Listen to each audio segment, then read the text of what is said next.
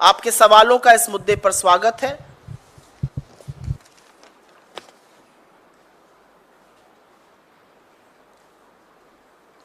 सुई टपक सन्नाटा तो स्टूडियो में है, यहां पर भी है सुई टपक सन्नाटा। 400 पार का जो नारा दिया जा रहा था बीजेपी की तरफ, पहले मैं इस पे जवाब दूंगी, अगर आप लोगों के पास इस पर सवाल है तो मैं अनुग्रहित रहूंगी। पर यह सच है, यह बिल्कुल सच है कि मीडिया जो स्लिप ऑफ टंग की दुहाई आज दे रहा है, वो मीडिया विपक्ष के प्रवक्ताओं को तो नहीं ऐसी सहूलियत देता है, विपक्ष के नेताओं की तो लिंचिंग करता है, पूरे पूरे दिन बड़े बड़े बैंड लगा के शो करता है। इस पर क्यों चुप है? असलियत यह है कि हमारे दो नेता लोकतांत्रिक तरीके से थोड़ा बहुत मतभेद में अगर कोई वक्तव्य दे दे तो 48 घंटे नहीं 72 घंटे 96 घंटे शो होगा। लेकिन अगर बीजेपी के अध्यक्ष जेपी नड्डा कहते हैं हमें आरएसएस वारएसएस की जरूरत नहीं है, हम बहुत सक्षम हो गए, क्या सिर्फ फुटअव्वल बचा हुआ है आरएसएस में और बीजेपी में, उसमें कोई चर्चा नहीं, उस पर कोई शो नहीं। क्या हो गया है? क्यों सांप सूंघ गया है इस वक्तव्य पे? क्यों चुप है मीडिया? आप लोग इसका जवाब दीजिए। आप लोग के एंकरगढ़ चुप है, आप क्यों चुप है? आप तो बोलिए।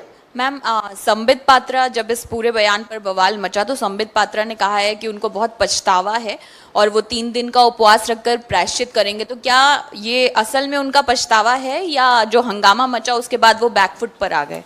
जब आपसे कुछ गलती होती है ना तो आप सामने से खुद आके उसका स्पष्टीकरण देते हैं। आप कोहराम मचने का इंतजार नहीं करते हैं।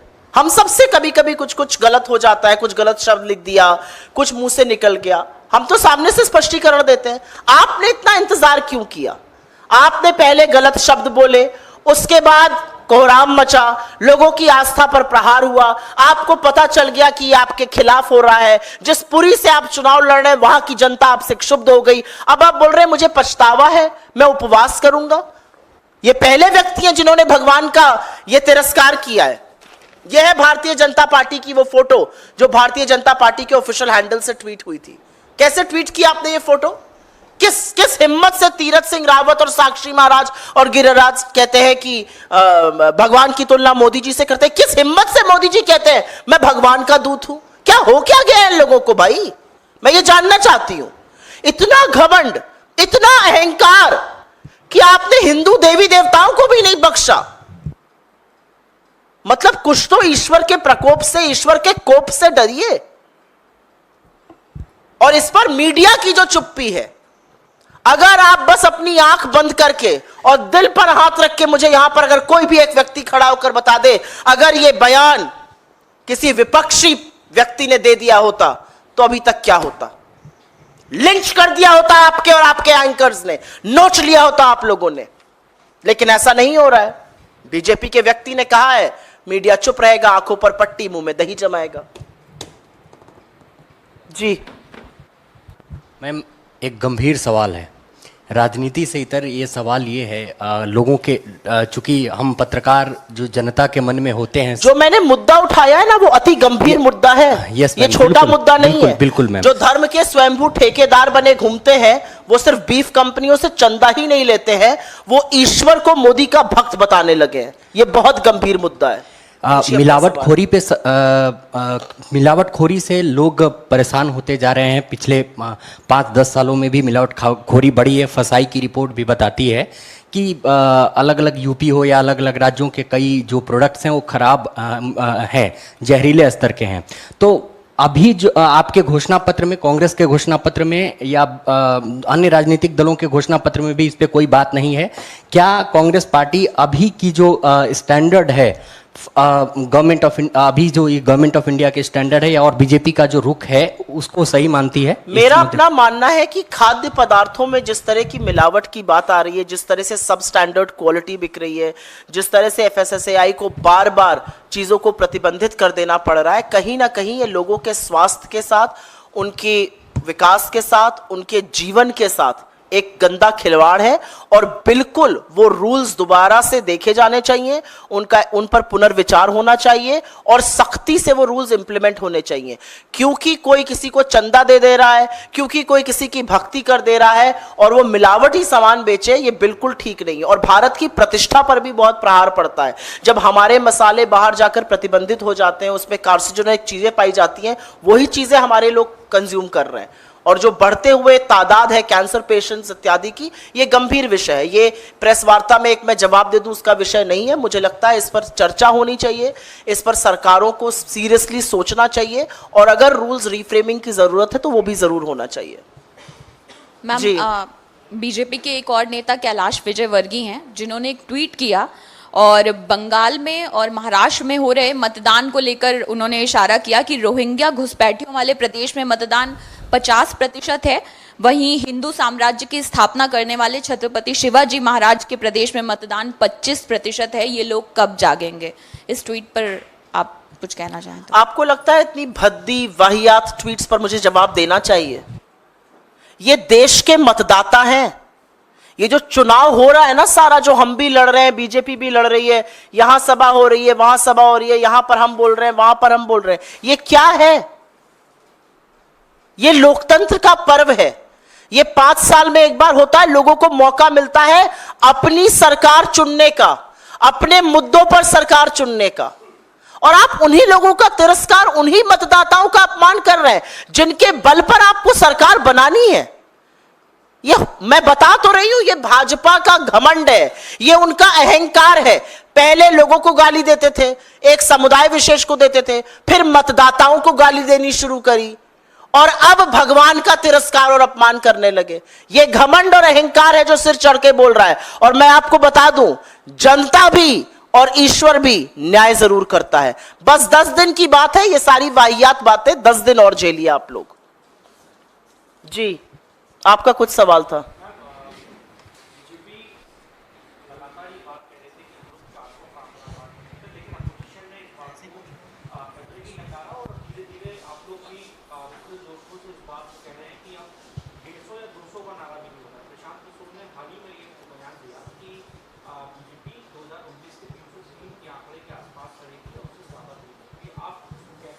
मैंने पहले भी इस मंच से कहा और फिर कहती हूं कि मैं ये कंसल्टेंट्स की बात पर ध्यान नहीं देती हूं और उस पर वक्तव्य भी नहीं देती हूं, और उन कंसल्टेंट्स की बात पर जो अपनी कंसल्टिंग फर्म भी नहीं बचा पाए तो कम ही बोलूं अच्छा है। लेकिन घोषित रूप से आप पहले पैरवी करते हैं नरेंद्र मोदी की, अब आप फुल ऑन बैटिंग घोषित कर रहे हैं, तो इस पर आपकी कलई खुल रही है, आपकी क्रेडिबिलिटी पर सवाल है। असलियत यह है कि 400 पार का नारा तो नरेंद्र मोदी खुद नहीं लगा रहे हैं, तो जिन मान्यवर का आपने जिक्र किया वो कहां से लगा रहे हैं? 400 पार पहली इनिंग के बाद ही बंद हो गया था, क्योंकि 400 पार का नारा और लल्लू सिंह और ज्योति मिर्धा और अनंत हेगड़े और गिरिराज जी ने मिलकर बीजेपी की पोल खोल दी कि संविधान पर प्रहार होने वाला है, आरक्षण खत्म होने वाला है। छिटक गए लोग इनसे और लोगों ने मन बना लिया कि संविधान तो किसी कीमत पे खत्म नहीं करने देंगे। तो बीजेपी खुद 400 पार का नारा नहीं लगा रही है। असलियत यह है कि जो जन सुनामी, जो जन सैलाब हमें दिख रहा है, जो उत्साह लोगों में दिख रहा है, ये वो बीजेपी की सभाओं में नरेंद्र मोदी और अमित शाह की सभाओं वाली भीड़ नहीं है कि 500 में आई है, बस में बैठकर सुनेगी, भाषण बोलेंगी, उसके पहले चली जाएगी। ये वो भीड़ है जो उत्साह से बल्लियां बैरिकेड तोड़कर अपने नेताओं के पास आ रही है। नेता बेचारे भाषण नहीं दे पा रहे हैं क्योंकि जनता इतना उनके सम्मुख है। ये वो भीड़ है, ये वो उत्साहित जनता, ये जन सैलाब है और ये बहुत बड़ा परिवर्तन करने जा रहा है। 150 के लाले पड़ रहे हैं, आप 400 की बात कर रहे हैं। और घोषित अघोषित जो लोग थे उनकी क्रेडिबिलिटी पर मुझे जितना कम बुलवाइए अच्छा है। अपना फॉर्म बचा नहीं पा रहे हैं, चले सरकारें बनवाने।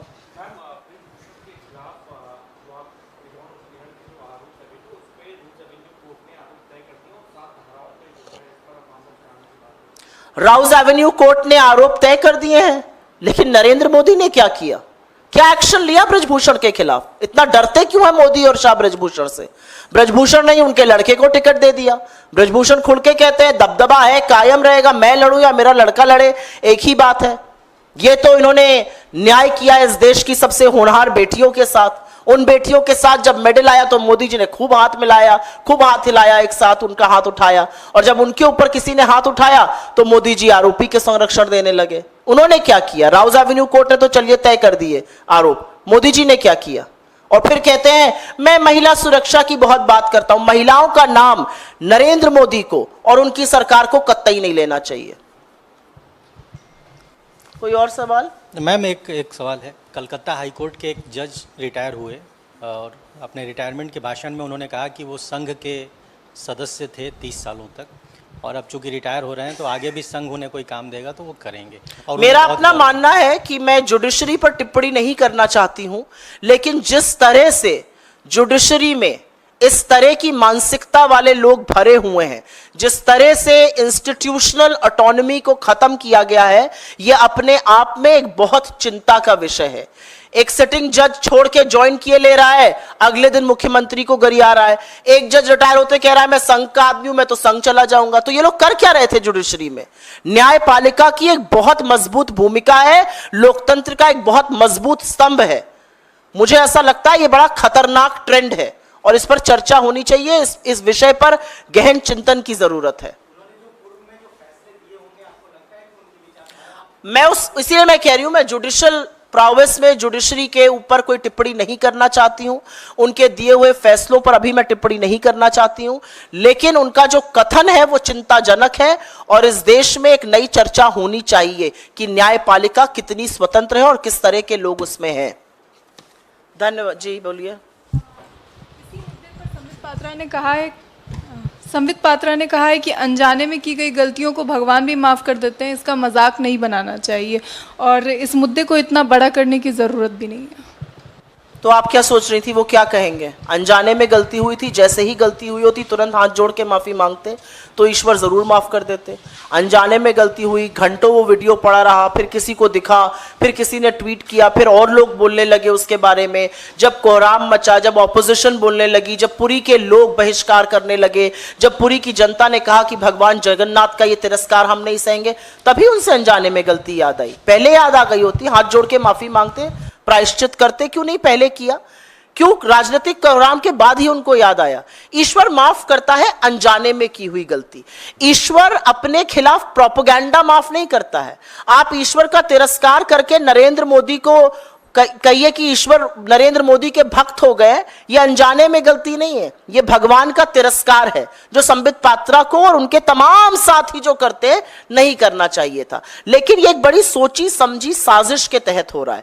छोटे छोटे लोग उसकी बात करते हैं, फिर ऊपर नरेंद्र बोलते हैं मैं ईश्वर का दूत हूं, मुझ में दैवीय शक्ति है, मुझ में वहीं से शक्ति आती है। ये बहुत एक प्रोपेगेंडा दुनिया ने पहले भी देखा इतिहास में। ये प्रोपेगेंडा हिटलर ने भी किया अपने प्रधानमंत्री गोबल्स के द्वारा, ये प्रोपेगेंडा किम जोंग भी करता है। इस तरह के प्रोपेगेंडा दुनिया ने देखे, तानाशाह ऐसे प्रोपेगेंडा करते हैं। इन प्रोपेगेंडाओं का अंत जो है ना, वो ईश्वर भी करेगा और इस देश की लोकतांत्रिक जनता भी करेगी।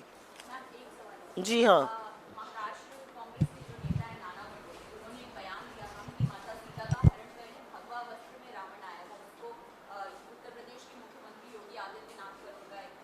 मैंने ये बयान सुना नहीं, इसलिए मैं टिप्पणी करूंगी नहीं। धन्यवाद।